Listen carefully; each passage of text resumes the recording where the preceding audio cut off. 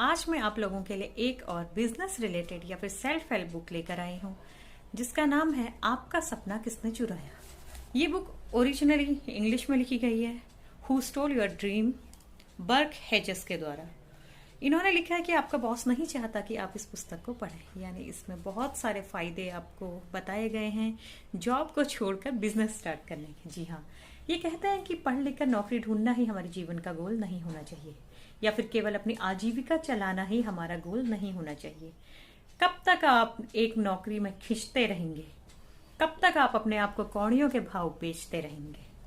तो network marketing की इस बुक में राइटर ने बात की है, जिसे कि हम लोग मल्टी लेवल मार्केटिंग के नाम से भी जानते हैं। जब ये कॉन्सेप्ट नया नया था तब ये बुक राइटर ने लिखी थी, जिसमें नेटवर्क मार्केटिंग को सोने की पगडंडी या फिर हमारे सुनहरे भविष्य की राह बताया गया था। ये जो बात कहते हैं उससे हम में से ज्यादातर लोग सहमत होंगे कि हम में से ज्यादातर लोग ऐसी नौकरी कर रहे हैं जिसे हम पसंद नहीं करते। हम अपने काम को पसंद नहीं करते, अपने बॉस को, अपने कलीग्स को पसंद नहीं करते। केवल पैसे के लिए और अपनी गाड़ी खींचने के लिए ही हम उस नौकरी को खींच रहे हैं। तो लाइफ का एम ये नहीं होना चाहिए कि हम अपने मनपसंद के काम को ना करें। एक अच्छी बुक है, ये बुक भी मैंने ऑनलाइन फ्लिपकार्ट से मंगाई थी। 200 रुपीज की बुक है, पेजेस क्वालिटी भी अच्छी है। Who stole the American dream का हिंदी वर्जन ये है और ये भी इंटरनेशनल बेस्ट सेलर बुक है। इसका हिंदी में अनुवाद एजे राजीव जी ने किया है। ये बुक 1991 में लिखी गई थी, तब से दुनिया बहुत बदल गई है, 30 साल हो चुके हैं, लेकिन इसकी बहुत सी बातें ये अभी भी हम लोगों के लिए काफी यूजफुल। इसमें जो चैप्टर्स हैं, पहला चैप्टर है जिसमें बताया गया है कि हमारे सपने और वो हमारे लिए क्यों महत्वपूर्ण है, क्यों हम सपनों को केवल सपना सोचकर छोड़ ना दें, बल्कि अपने सपनों को कैसे पूरा करें।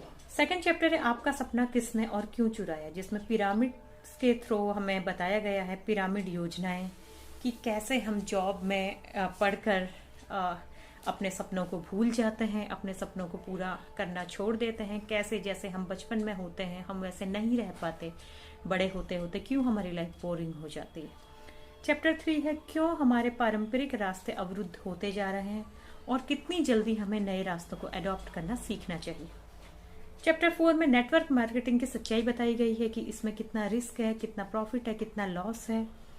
इसके बाद नेटवर्किंग और आप, क्योंकि ये हमेशा बढ़ते रहेगा, हमेशा नई नई चीजें मार्केट में आते रहेंगी। जैसे मैं आपको एग्जांपल देना चाहती हूँ कि 90s में हम लोग देखते थे कि वीडियो कैसेट्स की बहुत ज्यादा डिमांड थी। वीडियो कैसेट के शॉपकीपर बहुत ज्यादा रिच होते थे, लेकिन तुरंत एक टाइम ऐसा आया जब कैसेट्स की जगह सीडीज ने ले ली।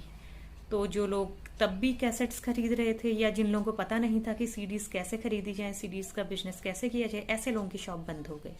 और कुछ ही साल बीते थे कि सीडीज भी रिप्लेस हो गई हमारी पेन ड्राइव्स के थ्रू, और उसके बाद हमारे मेमोरी चिप्स आए जो पहले एमबी से स्टार्ट हुए और अब जीबी तक हैं, जीबी से आगे हैं।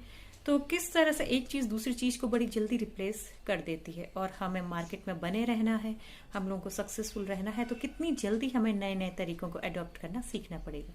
ये सारी चीजें हम सीख सकते हैं। बहुत अच्छी बुक है, अगर आप लोग बिजनेस में इंटरेस्ट रखते हैं तो ये बुक आपके लिए मस्ट रीड है। पढ़कर बताइए मुझे ये बुक कैसी लगी।